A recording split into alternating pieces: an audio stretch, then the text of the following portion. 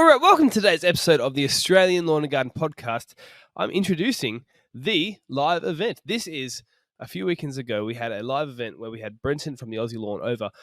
It was a last-minute decision, less than 2 weeks' notice. We had a great turnout considering the notice. I really enjoyed the event, and here's the big announcement. We're going to do more. And you go, Luke, great, but most of your listeners are not in Perth. Here's a little secret, another announcement. We're going to do them across the country.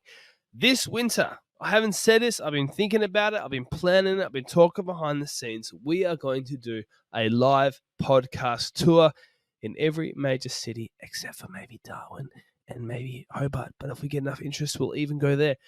So people, if you have a country town, because we're going to be driving in between some major cities a long way away, and you want us to come there and you can get enough interest, organize it, get in conversation with me, send me a message on Instagram, because we are committing.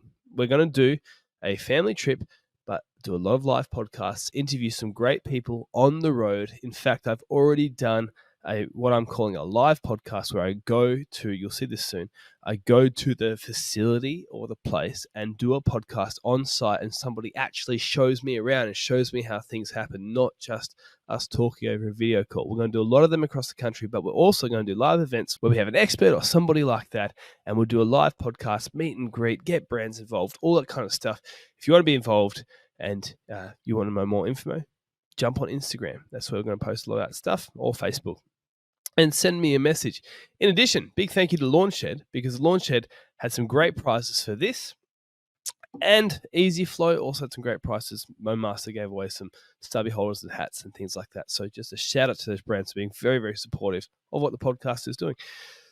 If you want to keep supporting the podcast, jump on the Patreon. Also, the course that I've been working on for a very long time, 47 lessons, very close to being out, will be hopefully within the next week, maybe fortnight. Anyways, without further ado, let's get into this live event. Tonight, we've obviously got people who at least seem like they're professionals and knowledgeable in their field. And we've also got Brenton here. And no, look, let's just get into this. You all have an opportunity. So tonight, I don't want to feel I'm emceeing. I've got questions. If I ask something and you're like, because I know what it's like when I'm listening to podcasts, and I'm like, man, I wish I could follow up that question, because go down a rabbit hole that I wanted to go down, and the interviewer goes down this rabbit hole. So you got the opportunity tonight. I'll ask some questions. If any of you are like, hey, I want to ask a question. That microphone is long enough to reach all of you. If you don't want to go on the microphone and ask the question, because you don't want your voice to be on the record, that's fine. But I'm going to have to repeat your question because no one listening will hear. But I'm just going to get started. And but think about your questions. If you don't ask a question, the AEG secateurs haven't been used in a while, and I'm really curious on how they go on someone's thumbs. So I'm joking. Everyone's like, "Damn, this is scary." I'm gonna put my phone aside.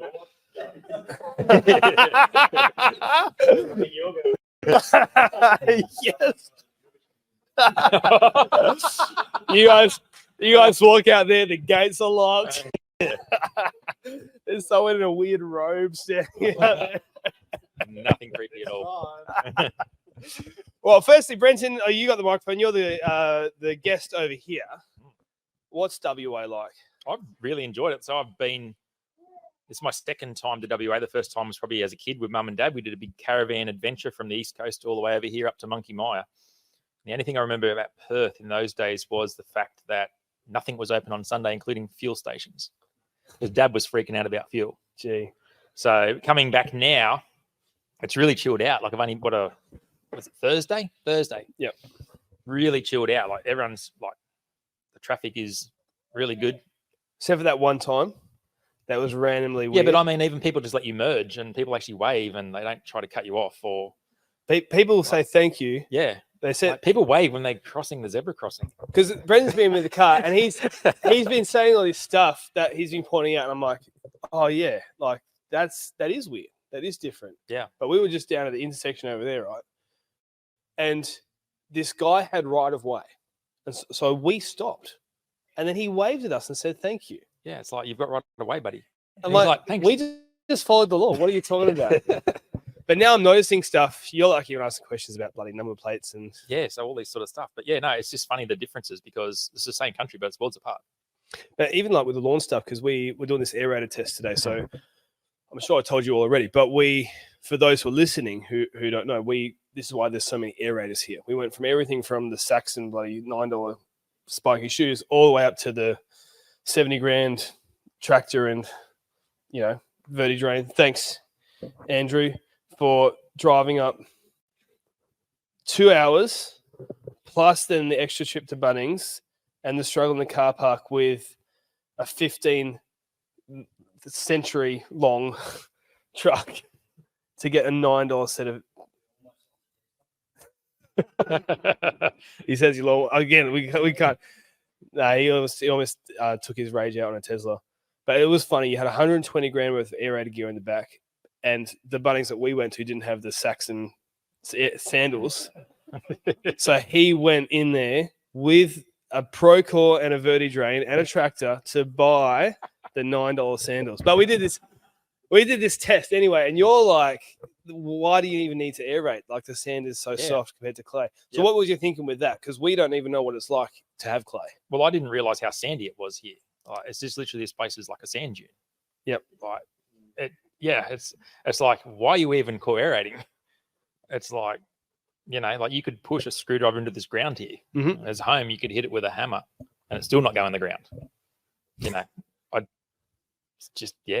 like, do you know what? Now you say that, I've always wondered with the screwdriver test, because people are like, you can use a screwdriver. I'm like, well, I can feel that it's harder to push the screwdriver in sometimes, but I can still get it in. I've never had a lawn where I've been like, I cannot physically push this in. Yeah, no, come east. So is it just the clay dries out? Yeah, the clay dries out. So if it's wet, you can put it in, right? Yeah, but if it dries out, it can turn to rock hard. It's rock hard. It takes a lot of wetting. Right. Well, talking about that, you want to pass the microphone on to Sean. So Sean's here from Easy Flow. Joe, we should have given Brenton a round of applause for coming, so we'll give him a round of applause now. And then we'll extend the round of applause for Sean. This isn't clap sound effects that I've added on later. Like, this is real deal. Wait till I say something. Yeah, well, that's why we're clapping before you spoke and after Brenton spoke. So then you got the Easy Flow stuff, and it was funny because I've never met you before, and then Brenton was like, "Oh, Sean's here. Maybe we should invite him." And Brenton's never met Sean. We've had phone calls. I had a phone call with you, and I was like, "You're not a jerk, are you? Like, we're just gonna be frank here, right? Yeah, no, we got him well on the don't phone. know. Not yet. You could be the one locking the gates out the front. That's right. Yeah. Blame it on me. So tell us about what the Easy Flow is for those who don't know, because it's an interesting concept, especially like jumping off this. Yeah. Well, basically, we just sell fertilizing tanks. Use the actual existing pressure on any mainline. You can have a tap one, or you can have just mainline ones from different sizes, from 3 litres up to 300 litres. And basically, what it does is it just you attach it to your mainline. You fill up the top of the tank with your fertilizer or wetting agent, and it pressurizes. And once it pressurizes, you can adjust the speed of dosing rate into the mainline, and you can go from 15,000 to 1 to 400 to 1. So it's good for retic systems, of course, if the sprinklers are well positioned. So you get that really even coverage of fertilizer. You don't waste any fertilizer. And the great thing about it is the micro dosing. So every bit of drop of water is got nutrients or fertilizer for it. And we have the tap ones that are quite popular too. And Brenton uses both of them. That you can just use your hose, and it goes a bit quicker, but you can hit like dead spots with fertilizer and that, and you can be more precise. I sell around. We're Australian distributor, so we're exclusive. I bought the business 2 years ago from a guy in Queensland and brought it over to Fremantle. He ran it from his backyard, and I've just turned into more of like a business that's more in the factory, and we build a lot of other stuff with it too. We build our own big tanks, and we build our own big pro boxes, which I can show everybody later over there if you want to come have a chat. Yeah, so. Well, it's a very interesting concept because this was where I've been thinking about it, because I want one for in here, which I was telling you about, because I can't possibly reach some of the plants that are this high. Yeah. But also, I've had people on the podcast who have been either outright or kind of on the side of, oh, let's reduce the fertilizing usage and all that sort of stuff. And then we've got everyone to the fertilizer manufacturers themselves, right? All the brands and distributors, right? And I think the thing that's interesting about that is the people who are like, oh, you shouldn't fertilize, are most likely, in my opinion, coming from a place where they have this thing called soil, you know? You're spot on. Whereas we just, and it is really just sand, like, and it's cool to show someone like Brenton, because we were a few places we've driven through where there's a new development, and just over here in Baldivis, it's like they just cut out the ground, and it's the yellow sand that you would bring in other places to build a house on. And it's meters deep. And there's, I mean, I've not done a soil test on it, but, you know, odds are that, you know, if you can find some nutrients in it, you know, that's a talent that you have, you know, like you didn't stumble across it like some other people in better climates would. Is that one of the reasons why you brought it over here? Because you found that actually it was more needed here? It was just chance. Oh, and I'm from here, so it was, I didn't want to keep the business over there at this stage because I couldn't afford it at that stage. But eventually I will have to have an office over east because most of my clients are over there. Probably about 60-70% of my clients are. Perth, I've been installing in Perth for about 8 years. So before I bought the business, I was installing the commercial ones at schools and councils, so big tanks. So I know pretty much a fair bit about them. So when he retired, Peter, he said, "Do you want to buy the business?" And it was a no-brainer to say, "Yeah, I'll buy the business," because I sort of know the industry pretty well. Yeah. How many Zinger boxes did it cost to buy the business? That's the only currency I work in. So a house. KFC doesn't sell that. It. I'm sorry. The wife's really happy about that. Yeah, you can live in it. If you stack a few of them together, you can make your own house. Yeah, I'm sure it's going to be worth it, hopefully, one day. Yeah. Keep telling her that. Yeah. Anyway, so I'll pass on to the MoMaster guys, because I just want to briefly introduce each person and get you to have a chance. And then you here, I've got 50,000 questions, so I mean, we can ask them all. But so Neil's passed it on. Neil is Luke's the boss. So Luke's the boss of MoMaster. Luke, how you going? Thanks. Good, Luke. Both Luke and Brenton have been on before. So for those listening, and obviously everybody here's had a chance to meet them. First thing I want to say, I told you this very briefly before. We have all these mowers here. We've got the prototype of the battery MoMaster. We're all just chilling in here, and someone starts pushing that out, and everybody is like a flock of seagulls to a packet of chips out the front. And it was like this weird cult was forming. We took some aerators out there and stuff, and people punching holes in and stick fingers into the holes, and it was weird. I mean, it was joyous and strange at the same time. Daddy daycare, he says. But I was thinking about that because I get a satisfaction from, like, there's clear satisfaction when you mow and it looks great and turn around and you're like, that's fantastic. But that usually takes me 10, 20, an hour, 2 hours, something like that, right? You've been working on it for years. And it must be very satisfying to be like, oh, people like it, you know? Like, oh, people want to go and watch this, you know? Yeah, it's cool. We make a lot of products and not all of them go to plan. So, a lot of work goes into it. But, yeah, it's something that keeps us excited and keeps us having that, you know, that burn to build something better every time we consider building something. And we did a tour with Brenton yesterday of your workshop, right? And the thing that's really interesting about it from my perspective, because I've been there multiple times, but you've never given me a proper tour like this. And the thing about it is when there's a satisfaction I have that it's Australian, right?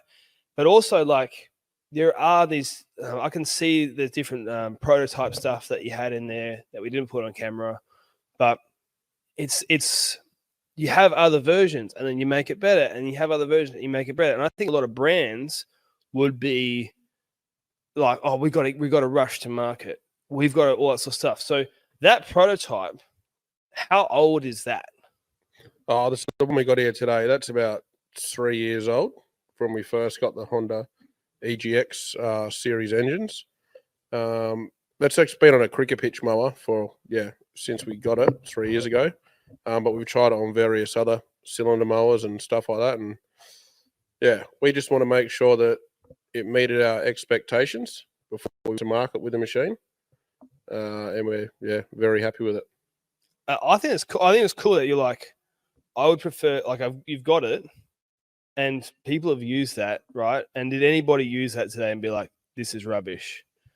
Right? No, but you probably could have sold it as is, but you still waited, and the version that's out is different, right? Yeah. Yep. So the version that's out now is very similar to that, but operates a little bit different. It'll be coming to market soon. So there you go. So look, if anybody's got questions, because I'm going to keep firing away in the dead space, but you guys put up your hands. That microphone there is long enough to reach anybody. But yeah, actually, if you can pass it to Andrew, I'm going to ask Andrew a question. Because are you sure I've got the answer? We're about to find out. What is the airspeed velocity of an unlanded sparrow? No, I'm joking. No. How did you feel being a part of a video today? And because I feel sad for you, because how many hours of driving to do, and how many minutes did we actually use your tools for? Yeah, it's not a good ratio, driving time to use time. I can't believe you sent me to Bunnings to buy your Saxon Cora shoe things. Felt dirty in the aisle, Certainly didn't use my power pass. Paid cash. I don't want any. There's no record. You got no record of it? No. Don't worry. Nothing's going on the internet that it will ever identify you as a purchaser of this. Sent me to the biggest Bunnings you could find with the smallest car park. I just thought you were in the area. Yeah. In hindsight, maybe we should have gone. Yeah. Also had this thing, and hopefully Richard doesn't listen to this, where so things didn't go to plan, and Richard from Apple Rich dropped off the Toro. Thank you, Richard. And he was going to be on site with us, right? And so my trailer has a little bit of green waste in it, and I had the shade cloth over it to stop it blowing around. And I haven't used that stand much, but anyway, Richard had some commitments. Things went late, and he was like, "Don't worry, man. I'll leave it here with you. You chuck it on, you take it, bring it back to me tomorrow." Thank you so much, Richard. What a legend. Anyways, I'm backing up this trailer, and I'm like, "Oh, it'll be fine on this shade cloth, right?" So I just back on the shade cloth, and I don't know that the tines spin with the wheels. So the wheels are losing some grip, right? And the tines are catching into my shade cloth, and I'm unaware, oblivious. And it gets more and more wrapped up, and I back it in, and I'm still oblivious. And then I go try and drive it off, and it will not budge because the shade cloth is now wrapped around the gears and all that sort of stuff. And we couldn't get off the trailer, and it's half filled, and I didn't even have a Stanley knife. So I got to drive back to the warehouse, get my Stanley knife, kind of madly cutting this thing. And like 20 minutes in, Brenton is like, surely Toro's got some sort of access, because we're going underneath this mower, right? And there's this whole bloody, panel you can take off to access this thing. And I don't know. How long did it take us to unwrap that? I reckon we were there for about 30 minutes. And then I'm underneath it. And I'm like, there's got to be an easier way. Yep, and there's two wing nuts right where you stand. There's this big panel that comes off, full access. I thought, there's got to be a way to change these tines out that's not underneath it. Yep, 2 screws, 30 seconds later, and we're in business. That's why I was thinking people who pretend to be professionals, and that would be me. Anyway, does anyone have any questions for anybody else? Someone's got to start this at some point. There we go, Leon. I'll do the embarrassing start. Welcome to the ASMR section of the podcast. On the easy flows, because we got a bunch of different sprinkler heads, especially those MP rotators that you see in a few, they're very, very fine in the way they shoot. Is there any impact on like particles or anything from the fertilizers or whatever you're putting in that No, will clog them up? there's no, they don't ever block them up Mm. because it's always liquid Yeah, okay. fertilizer. Yep. And the soluble, if they use dry, it's got to be soluble. Yeah. So you can put soluble in there, Mhm. but we've never had any sprinklers block up.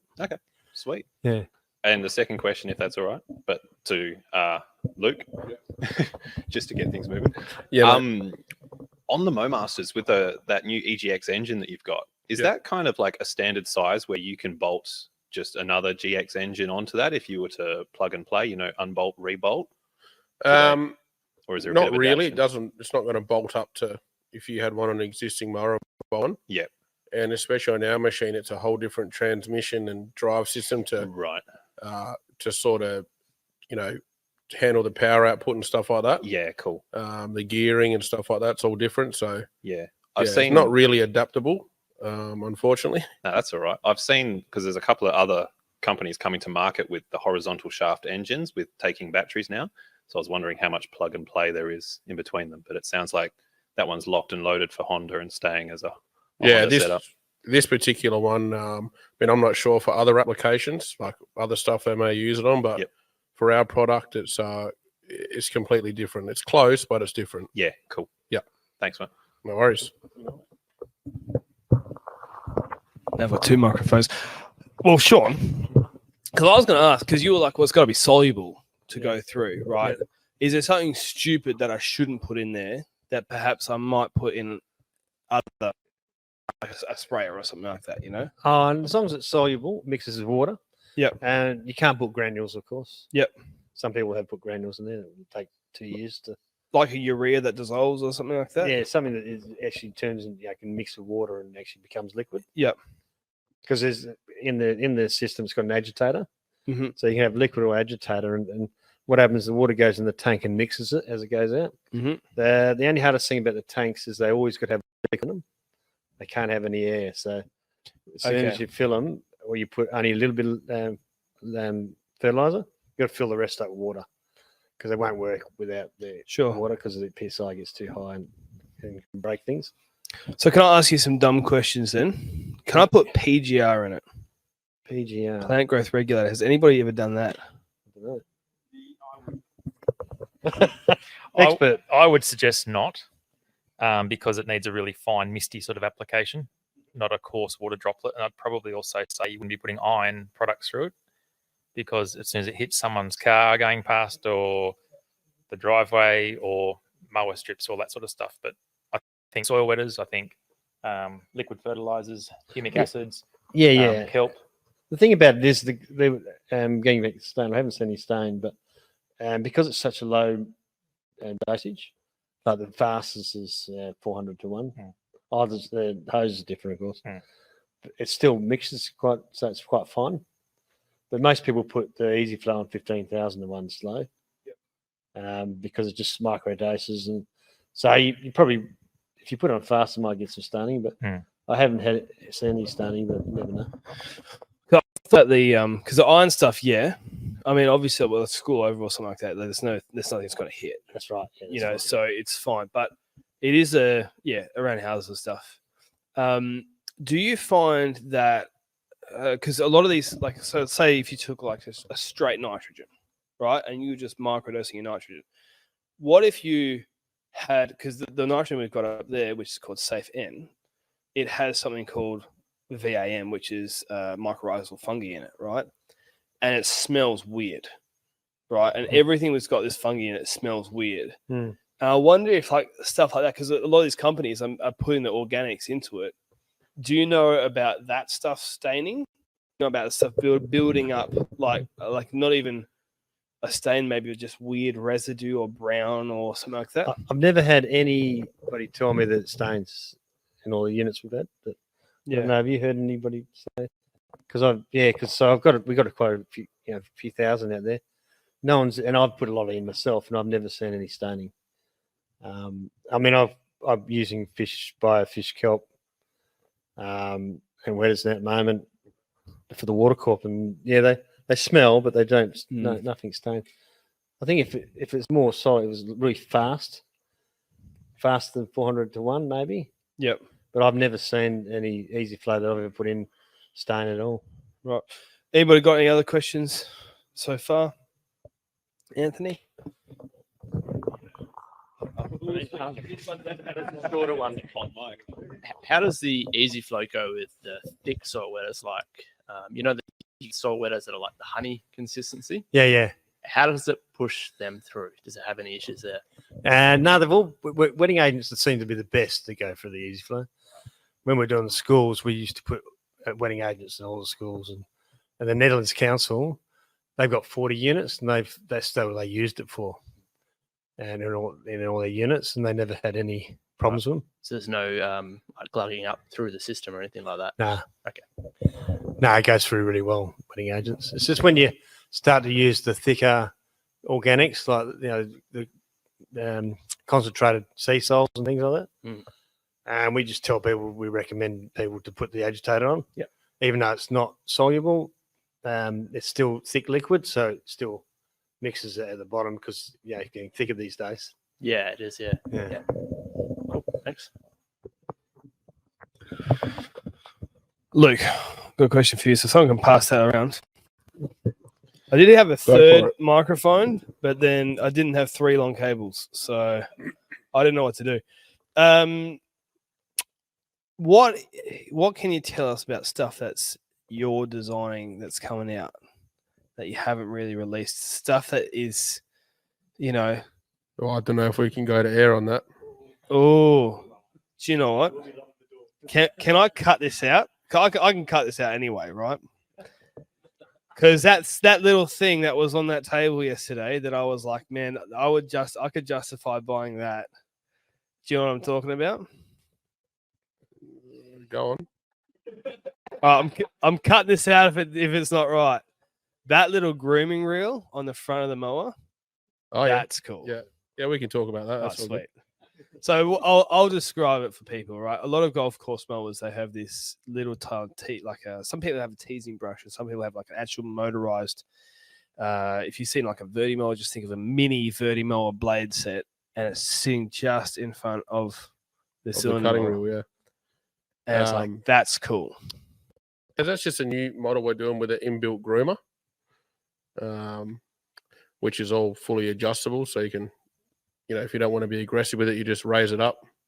You want to be aggressive, obviously lower it down to the cut. Available on our cricket pitch mowers. It's mostly our fine turf range. When I finish this new model off, mate, and come give it a shot if you want. I don't think I can do that. Sorry. No, exactly. Yeah, go on. You'll be right. 'Cause I was just thinking, like, with buffalo, right? The thing about buffalo is cylinder mowing buffalo, you get those very little patches, and we're right now where we do 2 grooms for most of our packages, and right now is when we start that second groom for the buffalo, and we just do it light, just to clean up the fairy bits. I'm like, if that was on the mower already, Yeah, the one process. done, and you're doing it every single time, and it would sort of, for me as well. I've never used it, right? But I feel like you would pick up a bit more like leaves, litter, and things like that, which sometimes get pushed down by the cylinder. It's definitely give you a bit more aggressive cut as well. And you told me it's only going to cost $22 more. What's that? A couple of zinger boxes That's for you? what Is an it? half zinger box. No, it's going to be quite a lot more than that. And to be fair, it's not a small thing, but it's still cool, right? Yeah. Yeah. Now, when we finish a couple off, definitely if you want to try it, mate, let us know. Yeah, I just want to give it back. All right. Neil, actually, if you can pass Neil. Neil, you're probably a bit worried about me asking you questions, aren't you? No, not really. So you, when I asked Luke to come, he was like straight away, "Can I bring Neil?" Right? Yep.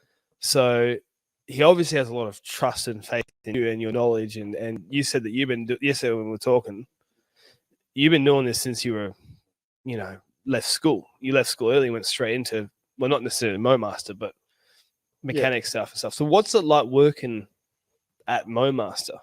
Well, it's definitely different to where I done my apprenticeship in a general lawnmower shop. Basically, working at MoMaster is the top of the line, really, with the best we can do for outdoor power. Always making new machines and learning. There's never a day you don't learn. Okay, your boss is here. You got to fix things when they go wrong, right? You're one of the people who fixes things when they go wrong. What's the worst mower you sell to work on? This might be a great mower to use, but whenever it breaks, you're like, damn, not one of these ones again. You generally don't have that drama to deal with. I see. That's the Fine. all right. Come Come on. How many contractors here generally have dramas with their mowers, with their Mowmaster? You wouldn't be many. No, that's that old girl over there. In the corner, there's the newer 26, and then just there in this box is that old 26 is a 2015 model. The only thing ever broke on that is the spring. So And, my old and man's you a- gave me a spring for free. I don't know if you remember that, but I called you up because I went to Bunnings. You wouldn't remember this because this was like 4 years ago. I think I do remember Do because ya? you were you complained to drive down to Welshpool to pick up the spring.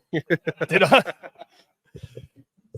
Well, I would have been driving 55 minutes or something like that, but I broke the spring in the job. I pushed the mower to finish the job, right? Now, I was mostly done, so it wasn't too bad, right? So the job got done, and then I went to Bunnings, and I just bought a spring that looked the same, and it was piss weak, right? It was like, when you make that cordial and you think it's great, and you put all the cordial, you put the water away, and you walk and you sit down, you're like, damn it, you got to get all the way back up to make your cordial again. That's what I felt like. I've got a memory burned in my head as a kid. Anyways, drove up and got it. I was probably just grumpy at my life at that stage, but yeah, you gave me a spring for free. That's the only it's ever broken on that mower, and we just got them sharpened. Cuts the same. You can't beat that for service, Luke. No, you can't. Other than you opening a shop in Port Kennedy, I can't beat that for service. Anyone else got questions at the moment? Anthony's got another one. That's a long one. Okay. Oh, will that reach? I'll sit in there. I'll sit in the middle of the circle there. Shameless plug. Momentum Mowing. You can find me on Instagram. Luke. Yeah. How does it feel that your company, Mowmaster, and companies like MUI, that they have built the best mowers, and they're purely responsible for WA lawns being like almost purely mowed by cylinder mowers, compared to East Coast? Do you feel like those two companies are responsible for all the contractors using cylinder mowers on the lawns here? Tell us about MUI. What was that? Sorry. Sorry, what? Huh? Who said that? Look, our company, Mowmaster Turf Equipment, or we used to be called Dwyer and Felton, 76 years old. And that's obviously a lot before my time. So it's, as a kid or whatever, it's all we've ever known. Like cylinder mowers over in WA is just the normal. Over the East Coast, unless it's just fine turf or sports turf, pretty much just rotary mower or zero turn. I'm glad. I am glad that we're selling a lot more mowers on the East Coast now, cylinder mowers. And I think it's a demand because of the standards that people see the WA, the finish of the turf and stuff like that. And I think it's great. Easily. Usually the ones mowed by the Mowmaster for sure. But no, it's good. I love it. And, personally, dealing with, a homeowner, someone to come in by a residential series mower, or if I'm selling a mower to maintain the MCG or the Soccer World Cup in Doha last year, or Eden Park in New Zealand, I still love dealing with each individual client because it's just so different, and to see the results they get, it's pretty special. I like it. So what's the story about MUI? Not sure, mate. Okay. So Brenton, we're just saying, moving on. We were just talking about the best lawns in the country, right? You've been here for 3 days. And you do realize that there's many deadly implements around here, and you're surrounded by West Australians. But for the little bit you've seen, what are your thoughts? It's feast or famine. Tell us more. It's feast or famine. It's either a really amazing lawn, or it's a bit of a sandy patch. There's actually nothing much in the middle. No. It's either a really spectacular lawn, or the people just have no lawn, or there's that third option, which is the fake grass. Which there's more fake grass here, I've noticed, than over home. Ah. Mm. I wonder if it's because of water restrictions. But possibly, I don't know about that one. But yeah, Yeah. Well, what did you think about Kings Park? Kings Park's amazing. Yeah, so first day straight from the airport, Luke takes me straight to Kings Park. Showed him and some good kaku. yeah, great kaki. I just couldn't find any cows. But Some of the tourists, I mean, come on. oh, geez. Yeah, no, but generally speaking, yep, no, you can see there's definitely a lot of cylinder motor action here. But I've definitely noticed it's feast or famine. It's either a really nice lawn or there is no lawn. Now, I was saying to you this, like, I think the standard of contractors in WA is kind of is like that as well. Because you either get the contractors who this is okay, I'm not insulting them because this is me when I started, right? I just had to take on the jobs that I could get. And the jobs that I could get were when you're starting out, they're just the overgrown rubbish dust bowls. And you have your mower and you wear holes in your deck pretty quickly. And your goal is, I want to get to the point where I'm doing the Schmicko lawns. And you kind of just have to like go from sort of second gear into sixth gear. Because you can't sometimes you can, but it's hard to work your way up. In fact, one of the guys who listens to the podcast, saw him twice at your shop. I'm pointing at Luke for the listeners this week, buying all this gear, right? And he's getting in one hit because he's making that jump, And I saw one of his jobs. He mowed my mum's across the lawn, road from my mum's house. Walked down to my mum's house one day, and the guy mowing the road was like, "I listen to your podcast." No, this is my mum's house. But yeah, so like they're making that jump, but I feel like it's the same. And I don't want to be insulting to everybody else in the country, but they don't have hedge trimmers around me, so I can, I'm safer. But I feel like the top echelon of mowers and lawn contractors, there's some brilliant people over east, but they're here. I think it's more of a thing here than it is east. Like there seems to be more of a, and it's only the few days in, but it seems to be more operating here than it is at home. And I would say on the flip side, to get away from lawns for a second, the peak of hedge trimming is on the east. What these guys are doing, some of their amazing hedges, and whatever the climate is better for whatever reason for those large hedges, and they do some amazing stuff. The buxus grows better there. Over here, I feel like because it's feast of famine, to jump to that level, you have to know about fertilizing and you have to know about that sort of stuff. Yep. Do you see in your analytics that you have a lot more WA viewers, or is not something you've noticed so much? I'm just trying to think. I haven't looked at analytics for a while, and I'm not sure from memory if it breaks down state to state. Okay. I definitely know if like my viewers are mostly Australian, American, in the order: Australia, America, New Zealand, UK, South Africa, and then it peters off from there. Yep. Bolivia. I've had Russia. I've had Egypt. Tajikistan. I've had Iran. Really? There you go. Only 30 seconds, but still. Well, they listened to 30 seconds. 30 seconds. Do you remember which video it was? Oh, it doesn't go into those specifics. So it probably does, but I just look at Right. the couches and go, right, where's my views?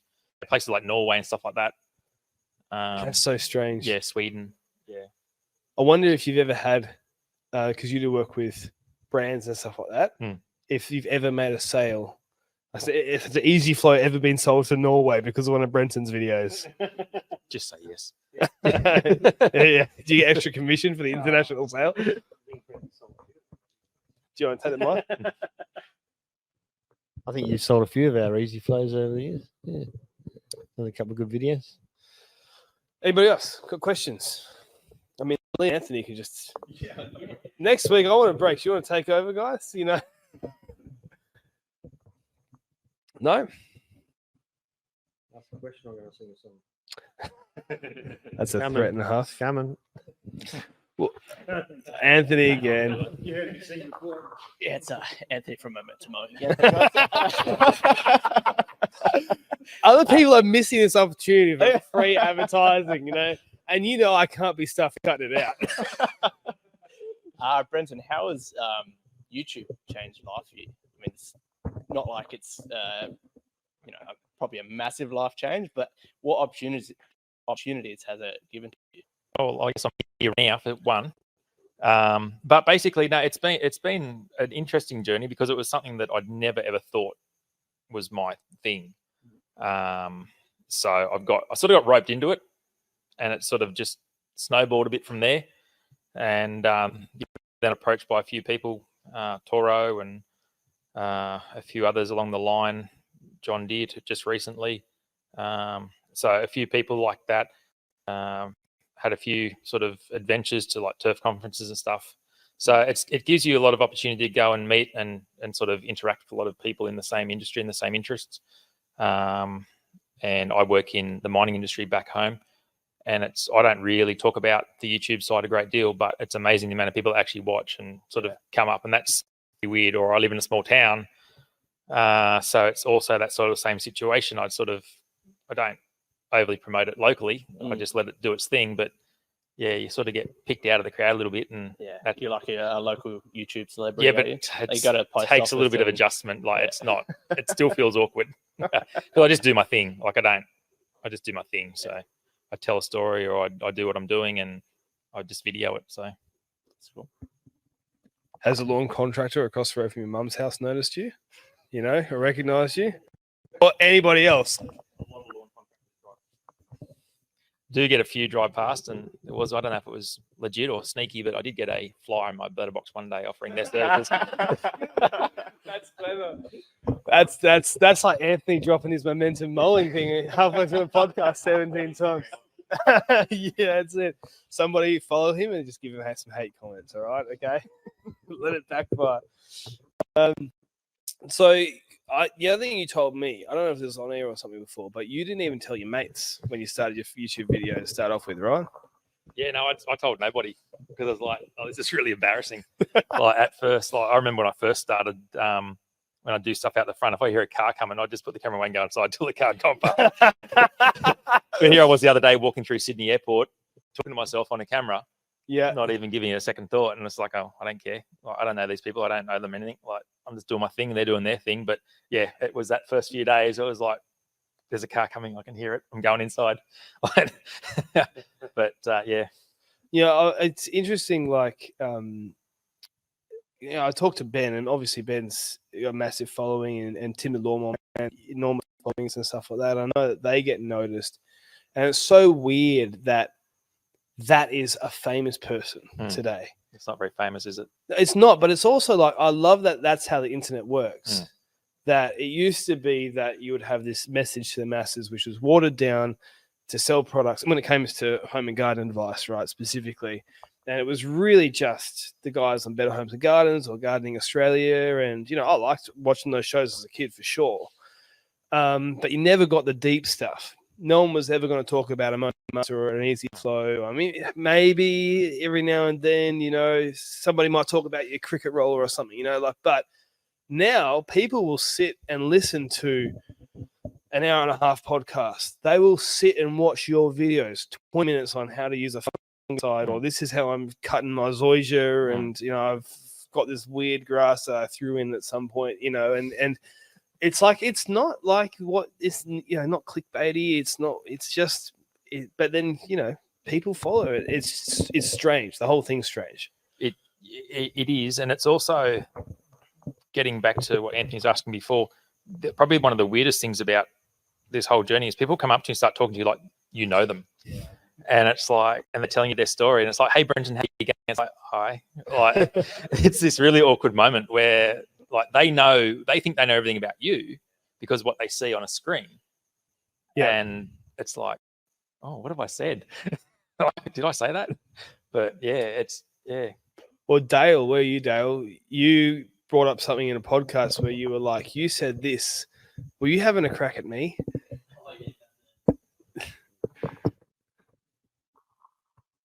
Yeah, that was about the gutter cleaning and antenna installations. Which you happened to do. Yes. Which I said wasn't a good idea. I'll make plenty of money off it, so I don't care. I know, but when we've met in person before, Yeah. and I don't even remember saying that, you know.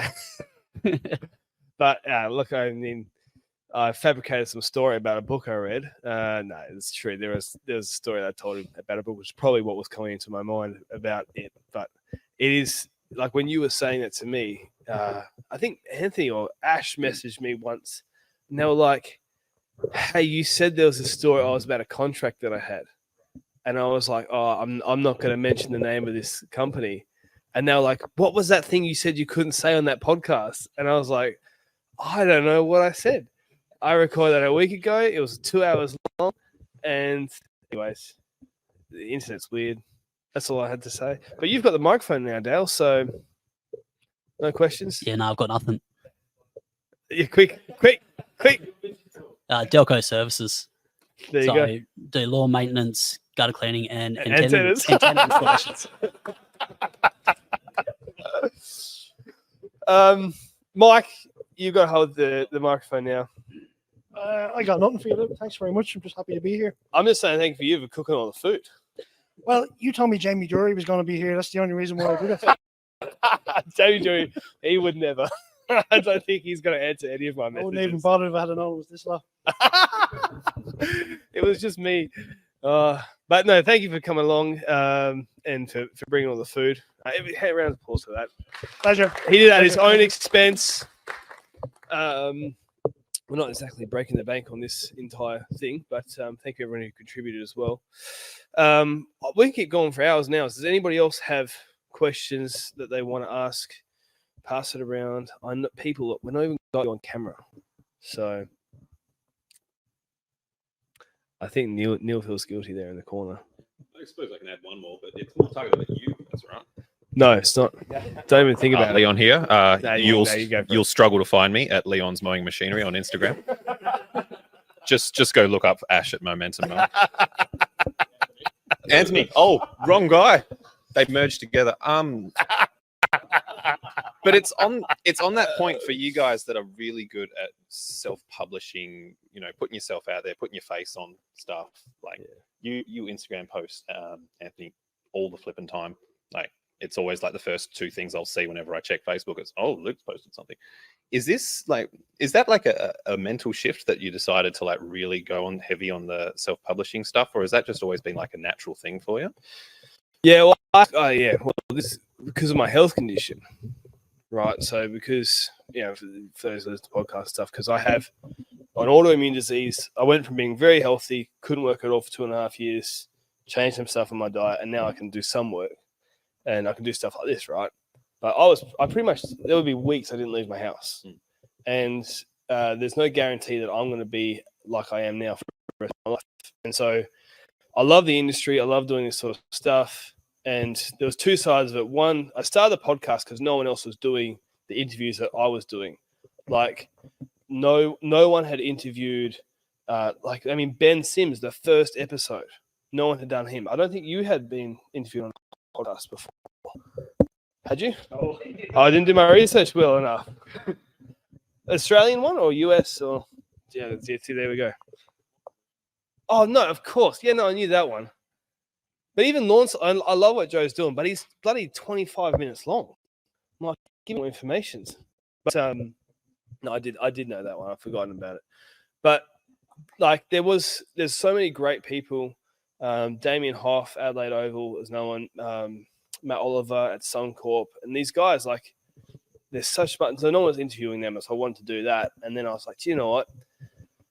A lot of changes happen in the business and stuff. And I was like, I'm just going to start making content and then monetize it. And then that way I have some way of making money that isn't necessarily physical. So, but I think for Brenton, it's probably more, I'll give you the mic in a second, but it's a true hobby for you because, you're like a squillionaire, right?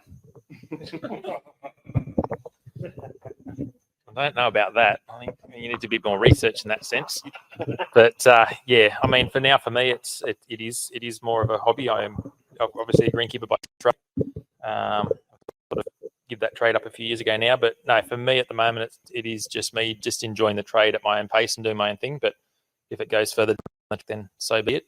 But at the moment, I'm not committed to having to survive on it. An interesting question that we've talked about this a little bit, but how long you got a 20-minute video? Mhm. How long would it take you to make a 20-minute video? Obviously, it would be vary, right? So give us a range, but I don't think because you're not able to do weekly like Ben is. I tried for a long time, and then we've just recently switched to a new work roster, so it makes things a little bit tricky to punch out a weekly video. But how long does it take? Because people don't understand the effort that goes into content. So, for example, even just doing a simple mundane job like mowing a lawn, for example, and filming mowing a lawn. So you might be able to mow a lawn in maybe 15, 20 minutes. If you're going to film that, it can take over an hour because you're moving cameras, you're getting right angles, you're doing all these sorts of things. Oh, that didn't work. I need to do this again. I need to get that angle. That's only part of the story. Then to process that 15, 20-minute video, you can spend 6 hours just editing. That's not uploading, that's just editing, proofing it, making sure everything's running right. So you're gonna dedicate a day and a half just to provide 15 to 20 minutes of YouTube content. And how many sidetrack? You've reverted back to using GoPros now. Yep. And you've converted me to GoPros. Yep. For the content that I want to produce. But you've gone down the path of the expensive cameras. Yeah, I've had all the fancy pants cameras. So how much money have you spent on making content? Like today's video that we recorded, thank goodness that Andrew didn't charge me what he's worth, right? I just gave him a big kiss, and that's all he wanted. That's it. He hasn't got a microphone. He can't fight back. No one listening to this knows. They believe me. But I mean, like you've coughed up fuel money and stuff like that for this. Richard's lent his aerator. Joel Brandwraith lent his aerator. So Richard from Applereach and Joel from PK Turfworks. You know, I don't know if they're on Insta, but we gotta get them some shit. And then we hired a Cora for 180, and we bought probably $100 worth of handheld stuff. And the time, that's one video. You've been doing this for ages. Yep. And so I don't know, how much do you think that you've kind of spent and all that sort of stuff? Because what I'm trying to get at is there's a thing I notice, and maybe it's just because I'm now in this world of content creating, that people shoot down people who have ads and sponsors and this and that. And they're like, oh, you're just in it for the money. And it's like, mate, you know, and you're definitely not in it for the money. No, you just shut your eyes and pay the bill. I haven't added it up. No. Don't want to know. No. I don't want to know. But I'm not ahead. No. So anyway, so the content that you've made, basically what you're saying is the content you've made of 4 years? Yeah, about 3-4 years, yeah. Over 3-4 years, you're negative, right? And how much value, and this is why I wanted to bring you over, right? And you were like, what are you doing, right? Because I was like, well, I've had so much value from your stuff, right? And just even you read something, okay, you understand in concept. Maybe it's US though. And then someone like you goes on the internet and they film it. And you're like, now I see it and now I understand. And you have varieties of grass that I don't have. And I learn stuff. And everybody, the 20,000 subscribers that you have or whatever it is, like, yeah. And then someone might come along and go, oh, you can say you get a new sponsor. Easy Flow gives you another thing. Yep. Oh, this guy's just sold out. You know, you got a Ryobi Scarifier coming on video soon. Oh, he's just sold out. It's like, well, you're negative, you know? Yeah, that's right. And and that's a good example. The Ryobi Scarifier, for example, which is coming up soon, is merely to make things more relatable to the people who watch the videos, because not everyone's going to have access to, for example, one of these Master style Scarifiers or the Scott Bonner 46 that I run. People don't have access to that, so I need to find something relatable. So, right. Well, do you know what? Unless anybody else got some more questions, I don't think that Anthony does. This is Anthony from Momentum Mom that you can find on Instagram. It's from Brenton again. What is your favorite and least favorite grass? Least favorite, I don't even need to think about that. It's by no means it's by no means bad, and look, it has its place, but yeah, I'm not a Kikuyu fan. My favorite grass right now would be Primo Zoysia. Right, okay. Yeah. So I've got. I was actually fortunate enough to be involved in a bit of a off-the-record trial before it was released. So I actually had quite a bit of it growing at home before it was launched, and it's a pretty spectacular zoysia. So followed by probably I'm running the Tiff as well, Cinerana, Wintergreen, Agri Dark, Tiff Dwarf, Tiff Eagle. You've got a lot of plots out there to play with. And Durban grass. Yes. And tell us about that. So Durban grass, yeah. I don't know. Have you guys got Durban grass? You do. So There's a yeah. So I've actually teamed up with a local turf farm, and we're going to be the only turf farm in New South Wales that's going to be growing Durban grass. So yeah. So Andrew, how does turban grass do here? I think that's a turban grass as well. if Al-Qaeda was to take over Lawn Solutions Australia, we would have turban grass. But do you know how it goes? I've seen a couple of like little plots of it, so I don't know how it's going in large scale, but I think the Brendan's right on it. I think zoysia will be huge in the market. You know, I think it's going to be, especially in WA climate. I think it's just made for it. Fascinating, because I've struggled with it. Here, you take this. Yep.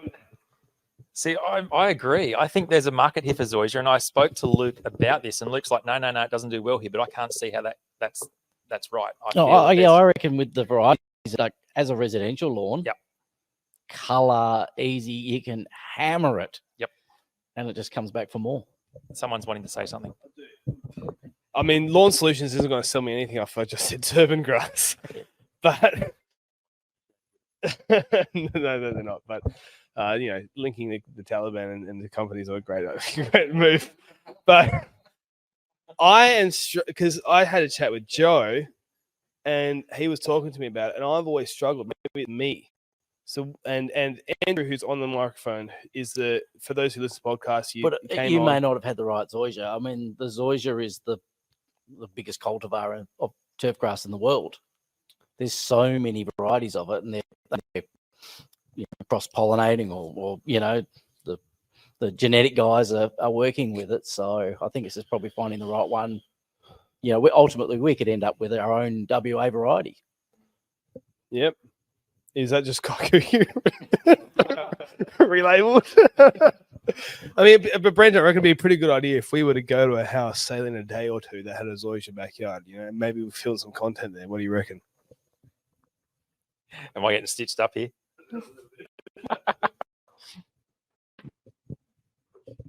But no, we are. We probably should do that now, shouldn't we? Yep. It was an option, and I think we should do it. Anyways, I'm going to wrap this up. Everyone, thanks for coming. Put your hands together. If you don't, you get murdered. Thank you so much. Look at this genuine cut that had no threat associated with it whatsoever. And people, thank you for listening. And we will be doing more live events in the future. And yes, fly over if you want to. And if not, just drive down. But we'll give more notice. This was a last minute thing. Really it was. There was less than 2 weeks notice for this. So thanks for coming out. And we're going to do some prizes now. And the truth is, because Luke gave so many stubby holders, there are more prizes than there are people here. It's like every child gets a prize. No one. We have our very own Oprah Winfrey. Anyways, I'm exiting out of this. See you in the next podcast.